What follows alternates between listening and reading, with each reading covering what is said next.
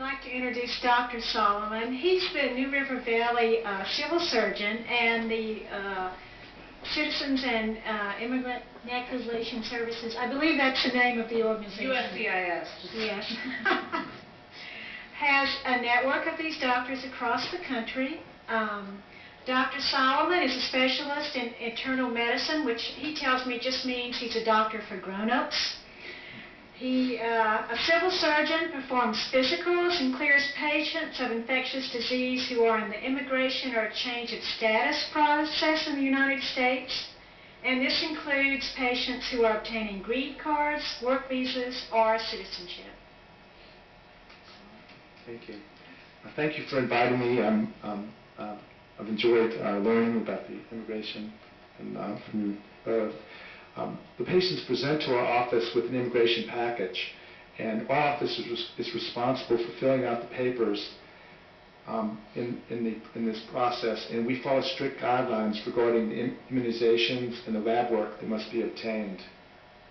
We obtain all the labs in our office, and the patient is also required to have a PPD placed to rule out active tuberculosis. We mainly wanted to rule out that there's not some infectious disease that's going to be spread through the country, and generally the patients are very healthy. They're also in a very good, I guess I would think that they were at a very good point in the process, in the sense that most of them are probably going to get through this process. The ones that get to me are the lucky ones, I would say, and as far as compared to what you're talking about. I mean, they've been cleared to get a green card or change of status, pretty much, and it seems that the ones that come through our office, I don't fail any of them. And I usually reassure them, because they've usually been through such a hard process to begin with, that when they see me, that they're always so happy to see that I'm going to be easy on them, and it's going to be fairly easy in my office. Because I think they've been through so much already in the process that it's nice to have one place that can be fairly easy. So after we obtain all the labs and fill out the forms, we rule out syphilis, AIDS, and HIV. Those are the main things that we test for, and even we're required to do a chickenpox titer, which I don't understand that, but we have to do that as well, because it's not really a worrisome disease that's going to be spread. Welcome to the government. Well, I was in the Army, and that's sort of how I came to this, so it's kind of normal for me. My training was that I went to University of Virginia and then Eastern Virginia Medical School, and the Army paid for my school, so I ended up through Panama and then into Heidelberg, Germany, and then through the Army and then back to the United States. And when I got back from private practice, I applied for a civil surgeon through Rick Boucher's office, and that's how I became. I like tropical medicine and world medicine, and I've enjoyed working with this population. I don't see a tremendous variety of diseases, but I enjoyed hearing their stories, and sometimes I actually do see something interesting from a medical standpoint. The other day I saw a patient from Nepal that had chlamydia trachomatis, and it's one of the most common causes of blindness worldwide. And we don't see a lot of infectious diseases. I really don't see it. The only thing I really see basically is positive tuberculosis tests, and that's when we have to sometimes treat the patients we usually treat them through the health department. And so that's we just basically clear them for the next step in the process, and there's a wide variety of socioeconomic statuses that come to my office for these exams. Some are, many in Blacksburg are professors, or they're in Virginia Tech. We also see people from Mexico and Honduras, and mostly from I would say from I shouldn't say Latino, but learned that from you, but from Mexico, we see Mexico and Egyptians, but we see them from all over the world. It's pretty diverse what we're seeing. I guess because we have Virginia Tech here, that we see such a wide variety of, and Radford University as well. But I enjoy seeing the different cultural and groups from different countries. That's basically what we do in our office as a physician and as a medical practice. Any questions? Okay. And I think we'll be collecting questions now.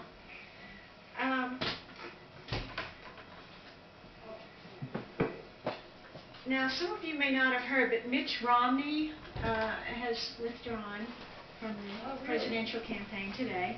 Yeah. And that leaves John McCain on the Republican side and Mike Huckabee. And John McCain voted for the Secure Fence Act in 2006, as did Hillary Clinton and Barack Obama. And all of them have something close to the same position on immigration. They voted for the Secure Fence Act, which is 700 miles of fence at an estimated cost of $9 billion on the border between Mexico and the U.S. The money for that fence has not been appropriated for the most part, and I think, I'm not sure what the exact figure is, but it's something like, I think, around $1.5 billion out of $9 billion has been appropriated. And they all support some means of our path to legalization for illegal or undocumented workers who are already in this country. So what I would say, starting with you, Christine, is does this seem workable to you?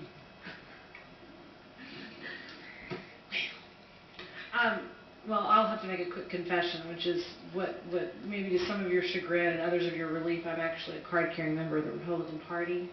So I have some degree of discontent with certain factions of my own party on these issues. But, you know, the idea of a border is a workable idea. A secure border.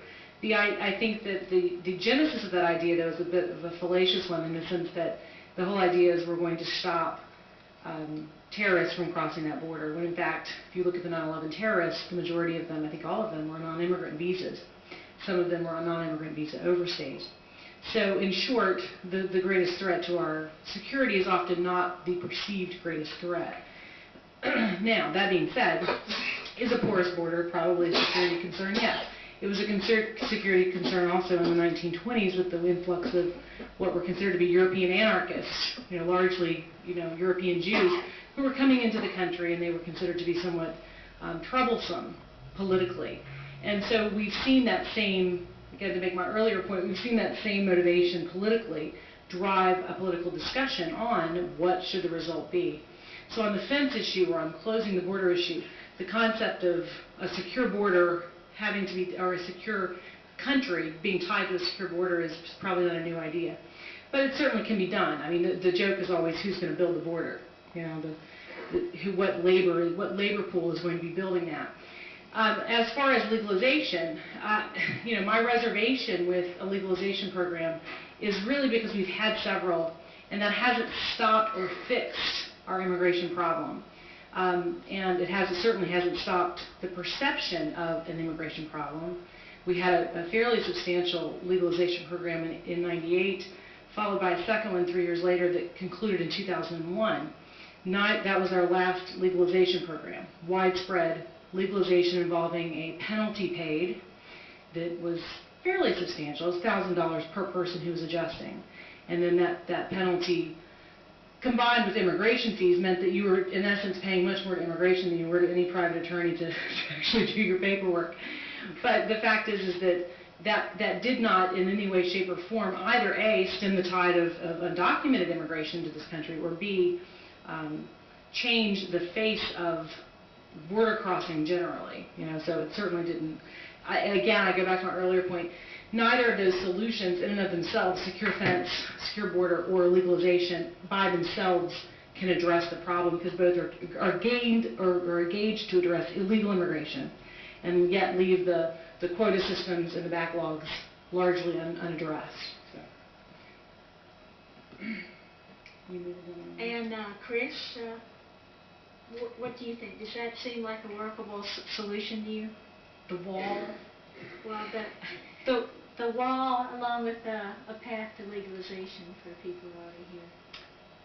I cannot imagine that a wall would keep people out.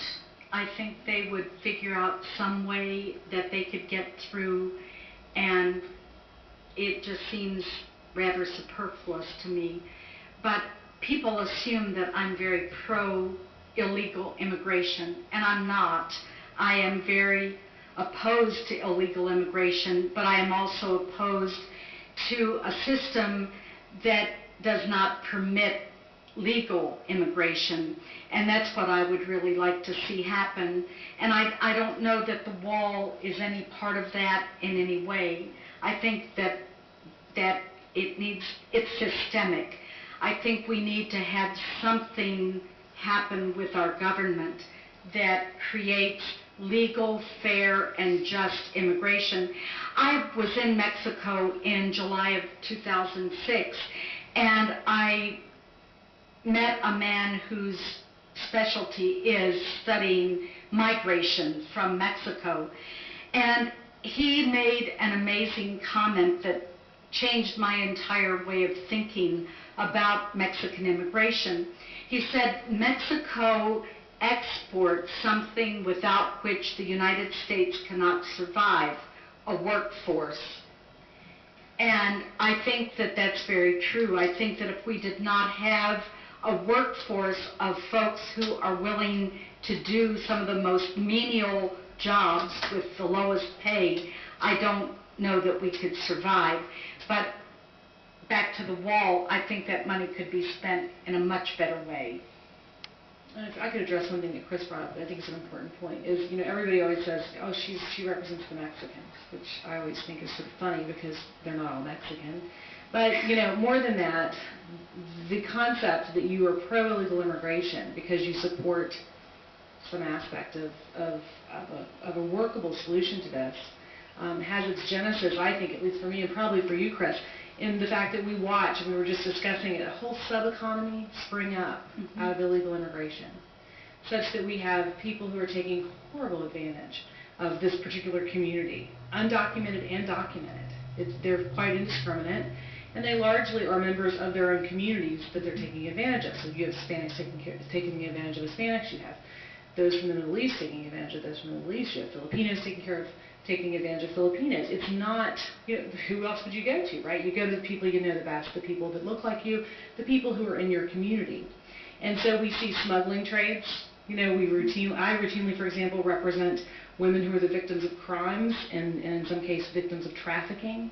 So you see a whole sub-economy, including document fraud, spring up out of the concept of illegal immigration. So I think, if anything, we would probably welcome an end to illegal immigration, but in order to have that happen, you have to have a workable legal immigration system, and that's what we fundamentally lack. So. Okay. And Dr. Solomon, I don't know if you know Lou Dobbs. We talked to you. He's a conservative commentator. He recently said that there were a large number of legal immigrants coming in who had leprosy. So my question, I have two questions. One is, have you ever, in any time when you were a doctor in different places in the world, seen anyone who has leprosy? And have you ever had anyone come to your office who really was a public health threat? I took a course of tropical medicine in Panama when it was a Navy course in the 80s, and we went to a leprosy colony. There weren't very many left. It used to be a much bigger colony, and it's a pretty devastating illness that causes neurologic impairment, particularly of the extremities. It likes the extremities, and it causes disfigurement of the face and the extremities. But I haven't, I haven't seen a case of leprosy in my office, no, and I haven't really seen anything infectious in my office. I mostly see, as far as the immigrants and the physicals that I've done over the last, 14 years, but I mostly see people that don't have good medical care, that don't have control of their hypertension or their diabetes. And I just did a talk on hypertension today at Virginia College of Osteopathic Medicine, and 17% of Mexican Americans have adequate control of their blood pressure. And it's probably even worse than that in the immigrant population. They just don't have that. It's the problem in the United States is that we just don't have access to medical care, and these people really don't have access. So that's what I'm really seeing is the inadequate control of really treatable problems, and that's really a shame. And so I'd like to see better access. Thank you. For Christina, you must have this bill on your list here. What is your view of the pending bill in the Virginia General Assembly that would deny bail for illegal immigrants that are charged with felonies? Actually, there's a rule in Virginia that allows any judge to deny bail if they want to deny it. So, it may be limited in certain cases, but it certainly is the case that there is some judicial discretion already in place. And so, from my point of view, I guess it's a superfluous bill. But this is the classic example of kind of what we're seeing in legislatures across the country. We're seeing a response to the federal inaction by taking state action.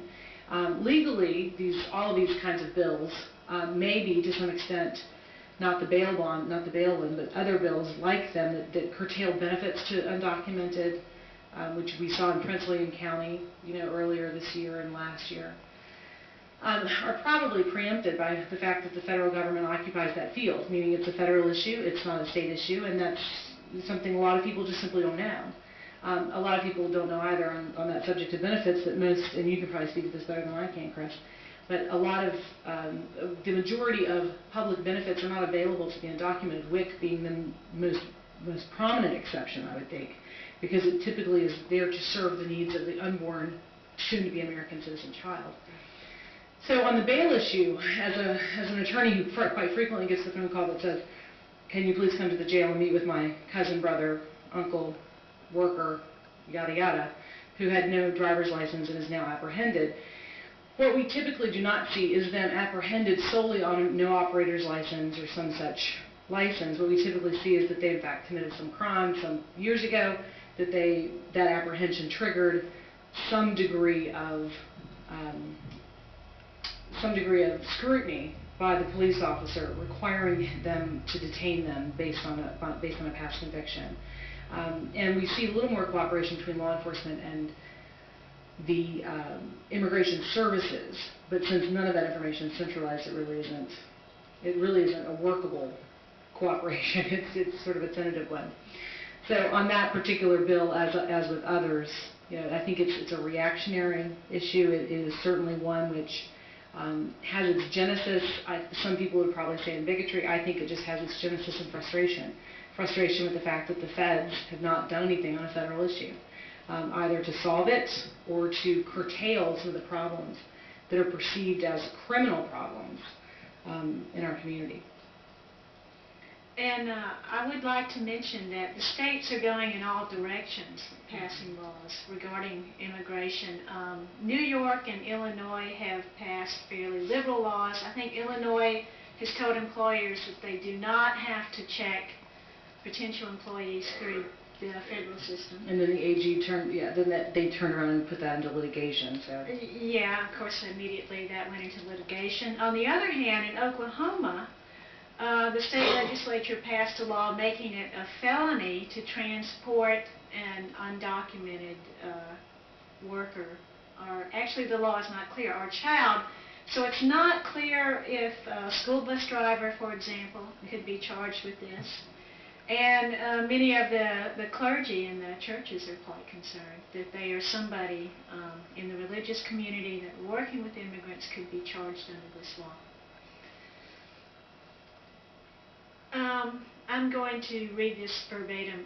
According to statistics, the illegal immigrant community pay taxes. However, what they pay doesn't begin to compensate for the services required.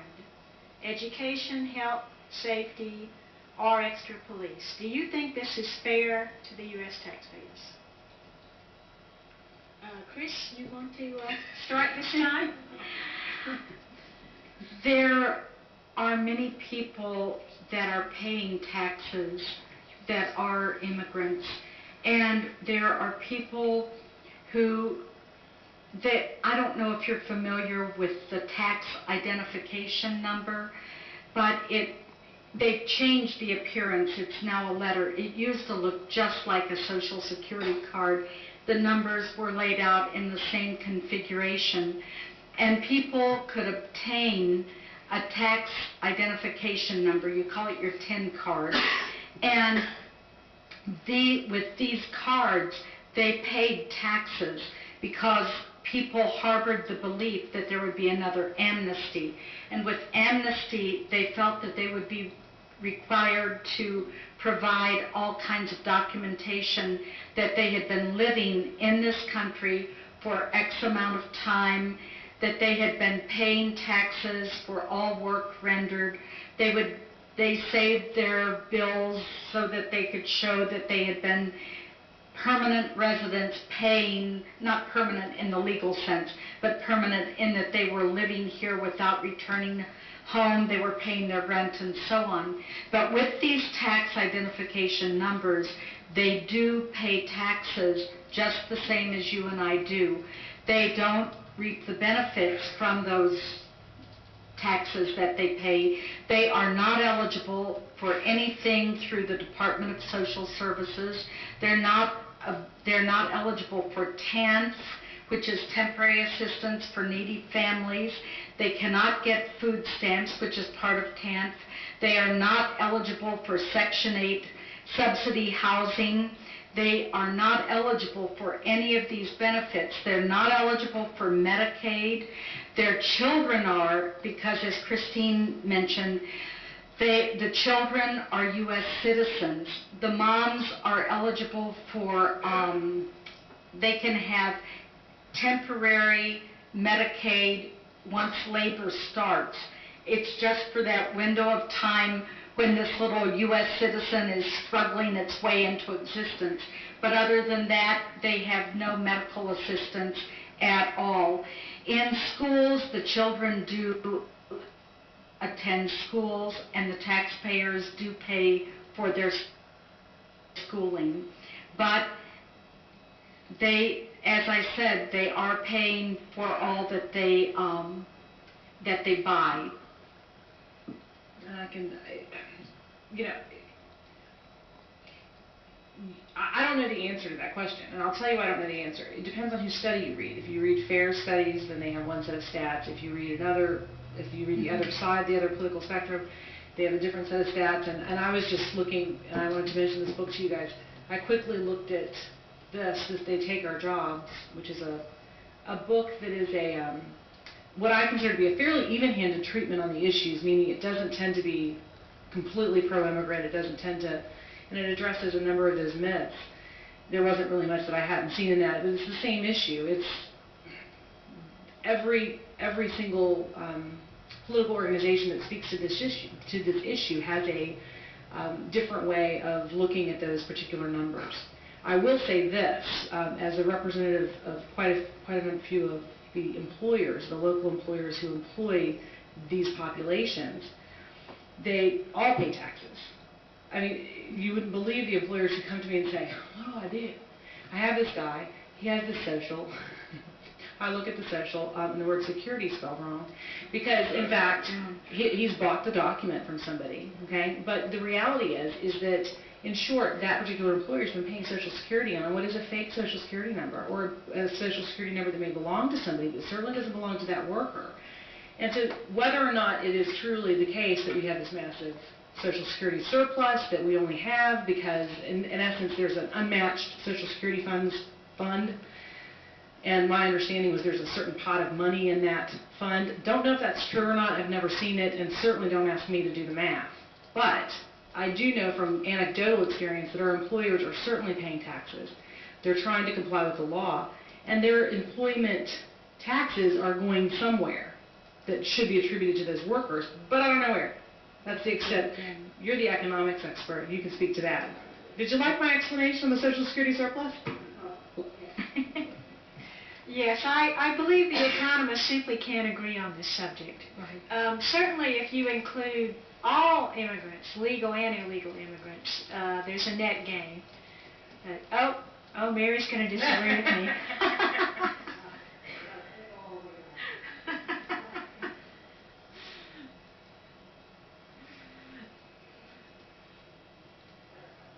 Okay. No. Mary Hoska, our resident economist.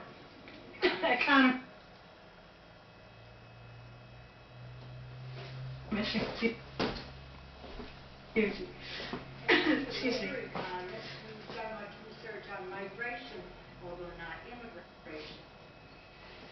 People who move from one place to another.